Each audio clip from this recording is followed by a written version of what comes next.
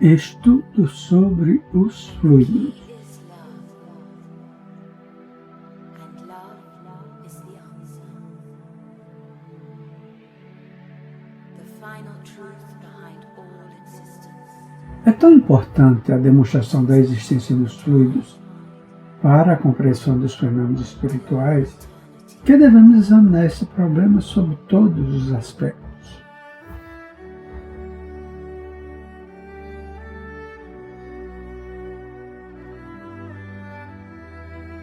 A experiência espírita ha demonstrado que a alma se acha revestida de um envoltório material.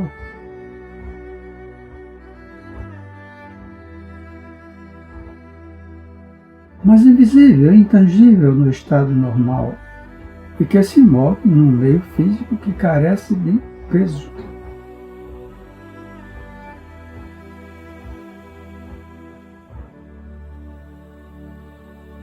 Hoje, pois, apresentemos todas as razões que tendem a provar o fato capital da existência de um mundo imponderável, porém tão real como o em que vivemos.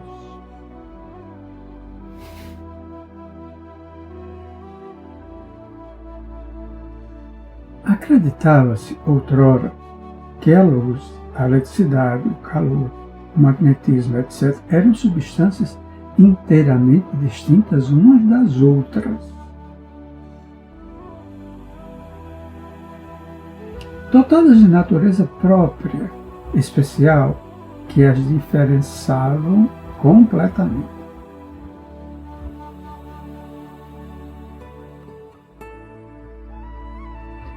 As pesquisas contemporâneas demonstraram falsa, semelhante concepção.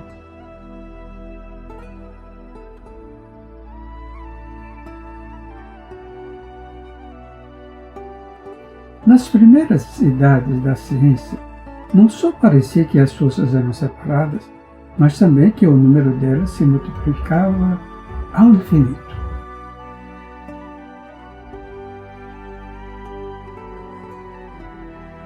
Considerava-se cada fenômeno como a manifestação de uma certa força.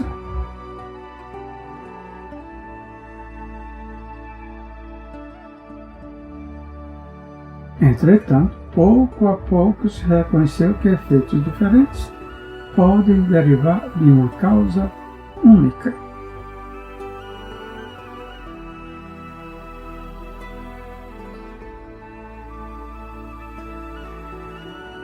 Desde então, diminuiu consideravelmente o número das forças cuja existência se admitia.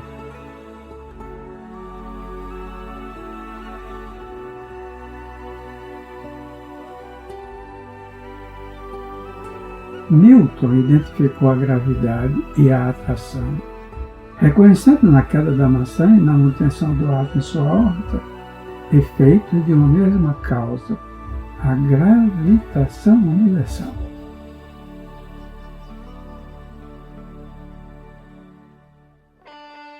Ampère demonstrou que o magnetismo é apenas uma forma da eletricidade.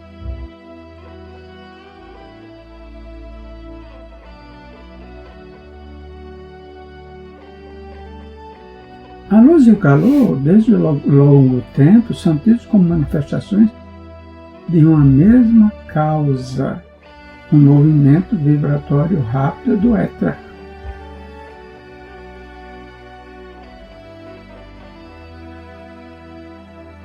Nos dias atuais, uma grandiosa concepção veio mudar de novo a ciência, a de que todas as forças da natureza se reduzem a uma só.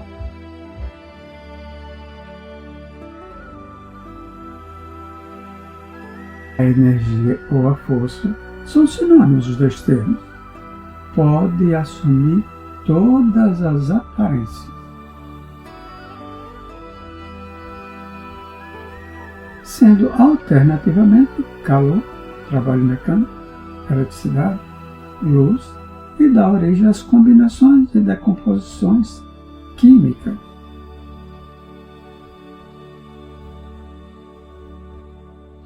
Às vezes a força como que se acha oculta ou destruída. Simples aparência.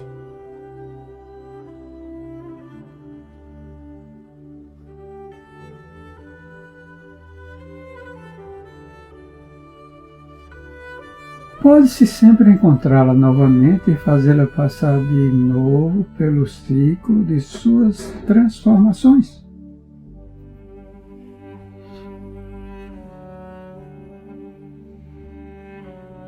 Inseparável da matéria, a força é indestrutível, fazendo-se mistério que a energia se aplique a esse princípio. Em a natureza, nada se perde, nem se cria. É tão verdade isto, que quando o movimento sofre brusca interrupção, imediatamente uma coisa nova aparece. É o calor. Assim, um pedaço de chumbo colocado na bigorna se aquecerá violentamente sob os golpes do martelo do ferreiro.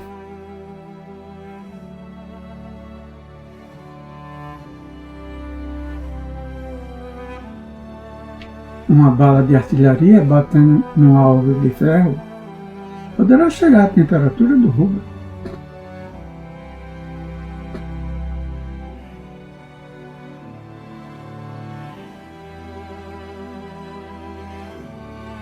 As rodas de um trem em marcha despedem centelhas quando se apertam subitamente os freios.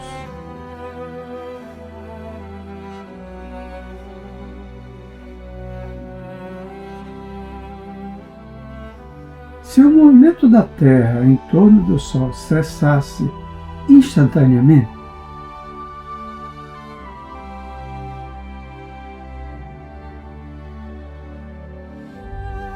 diz Helmholtz que a quantidade de calor gerada por esse fato seria tal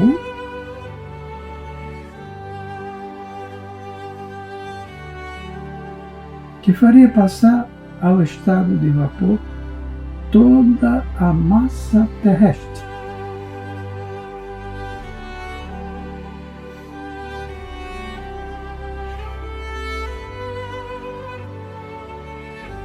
Temos, portanto, que calor e movimento são duas formas equivalentes da energia, formas que mutuamente se substituem, tornando-se visível uma quando a outra desaparece.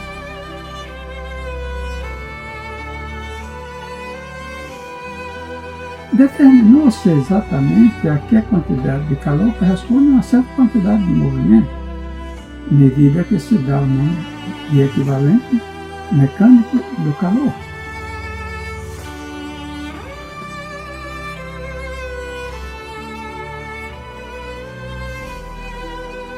Torna-se então fácil de compreender-se que aquecer um corpo é aumentar-lhe o movimento interno, isto é, o de suas moléculas.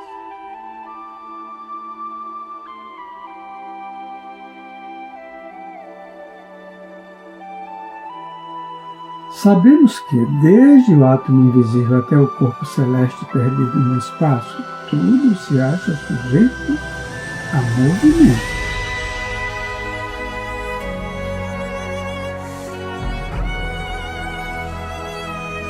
Tudo gravita numa órbita imensa ou infinitamente pequena.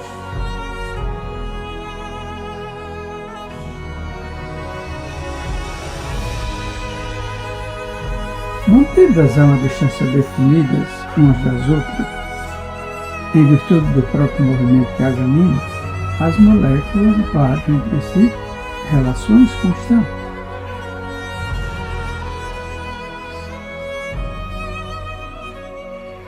Que só se alteram pela adição ou subtração de certa quantidade de movimento.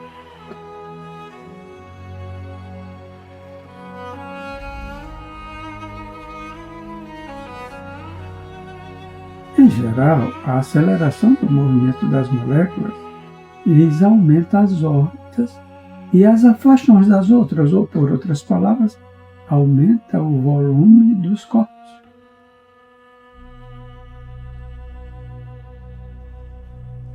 É justamente por isso que o calor se apresenta como fonte de movimento.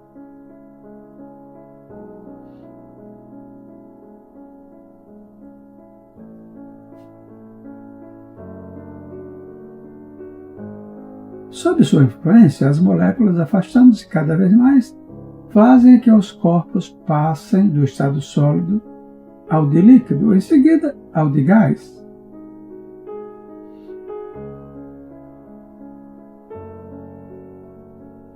Os gases acetunos se dilatam indefinidamente pela adição de novas quantidades de calor.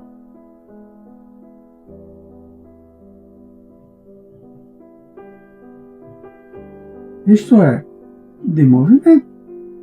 E, se criar embaraço a essa expansão, ele exercerá considerável pressão sobre as paredes do vaso que o contém.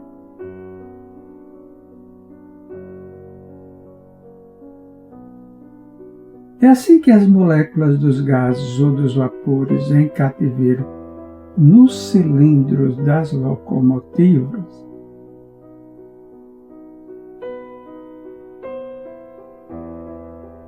transmitem ao êmbolo a força que se emprega para produzir a tração dos trens, isto é, trabalho mecânico.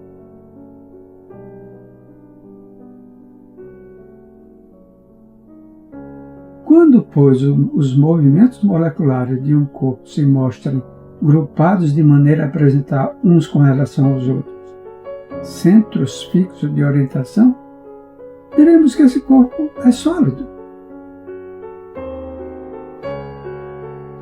Quando os movimentos moleculares de um corpo estejam agrupados de maneira que os centros desses grupos sejam móveis, uns com relação aos outros, o corpo é líquido.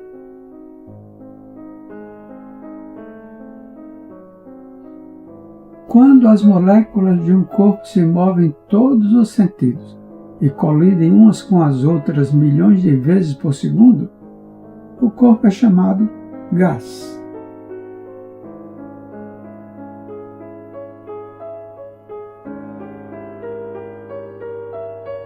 Convém notar que à proporção que a matéria passa do estado sólido ao estado líquido, o volume aumenta.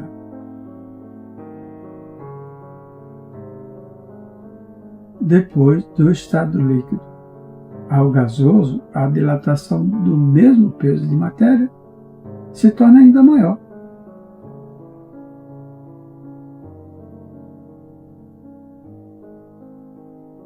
De sorte que a matéria se rarefaz ao mesmo tempo em que o movimento molecular se pronuncia.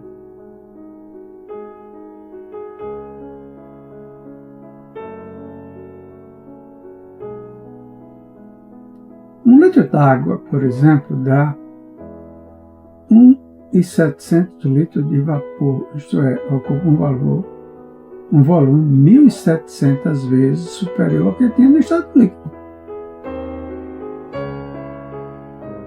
Nessas condições, as atrações mútuas entre as moléculas diminuem e o movimento oscilatório das mesmas moléculas se torna mais rápido.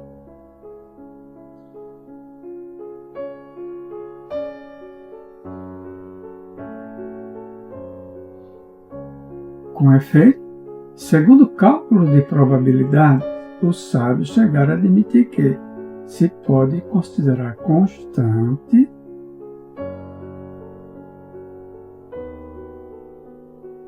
a velocidade média das moléculas para um mesmo gás, qualquer que seja a direção do caminho percorrido.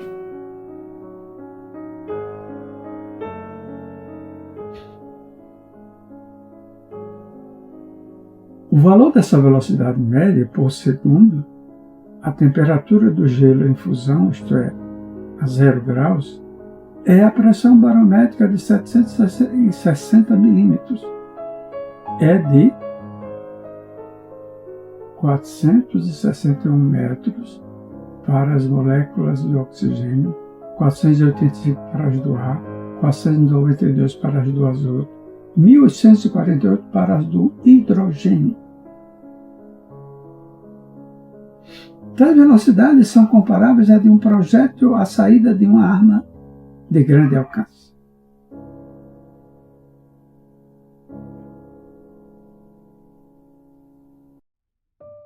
A velocidade das moléculas é tanto maior quanto mais leve é o gás, isto é, quanto menos matéria contém na unidade de volume.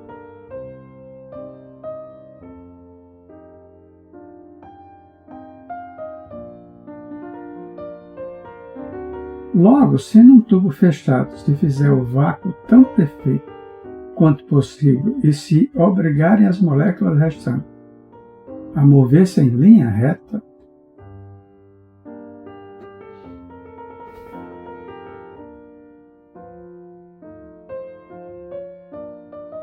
por meio da eletricidade, obter-se-á o estado radiante que Crookes descobriu. Como muito se fala desse estado especial, expliquemos claramente em que consiste ele.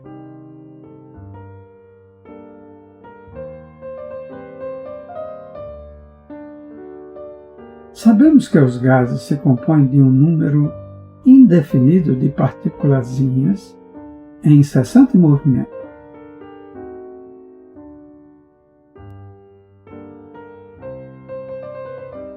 E animadas, conforme suas naturezas, de velocidades de todas as grandezas.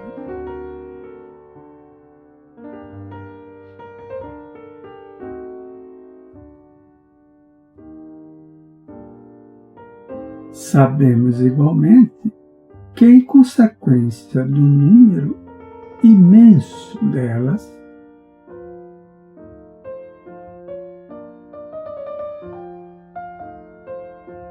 essas partículas não podem mover-se em nenhuma direção sem se chocarem quase imediatamente com outras partículas.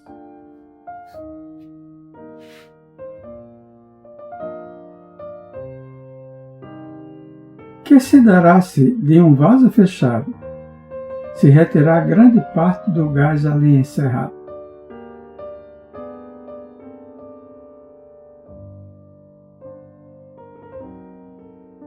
É claro que quanto mais diminui o número das moléculas do gás, tanto menos oportunidade terão as que restarem de chocar-se umas com as outras.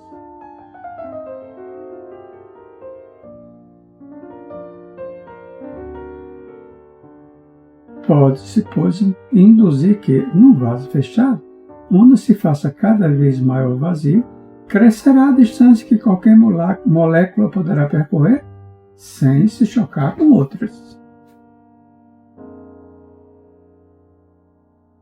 Teoricamente, o comprimento do percurso livre, isto é, o comprimento da distância que uma molécula qualquer poderá percorrer sem colidir com outra,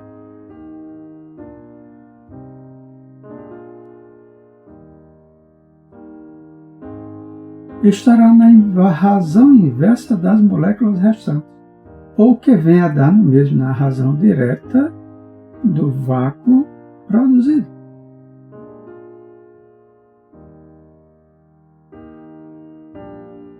Como no estado gasoso ordinário as moléculas se acham em colisão contínua umas com as outras,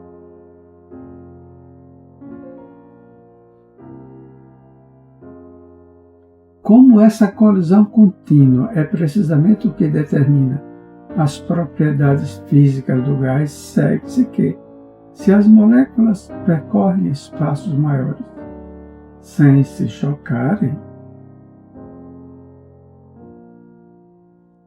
dessa diferença na maneira de se comportarem, hão de decorrer propriedades físicas diferentes e, por conseguinte, um estado novo para a matéria.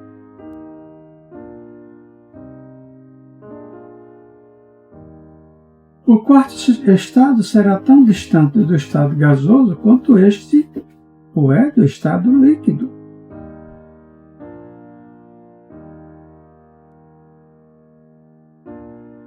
Foi o que Crookes experimentalmente demonstrou.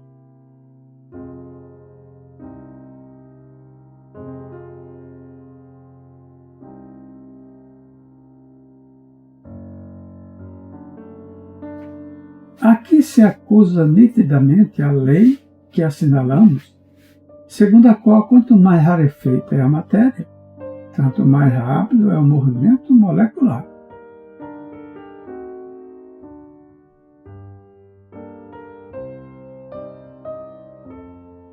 É tal a velocidade destas últimas partículas da matéria que os metais mais refratários, submetidos ao bombardeio das moléculas,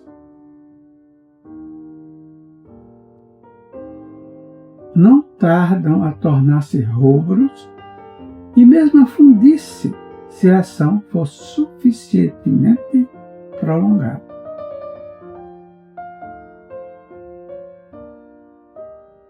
Nesse estado, a matéria, se bem que excessivamente rara, ainda tem um peso apreciável, não por meio da balança, mas por meio do raciocínio.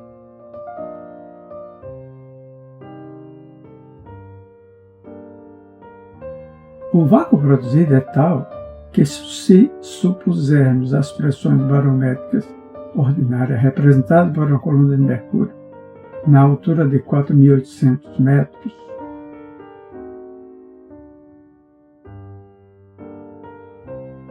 a pressão da matéria radiante não poderá equilibrar mais de 1/4 de milímetro de mercúrio.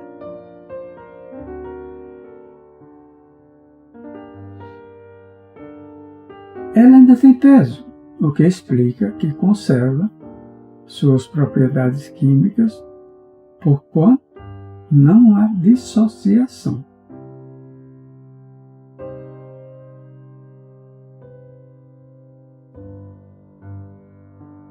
Gabriel Delano, em seu livro A Alma é Imortal.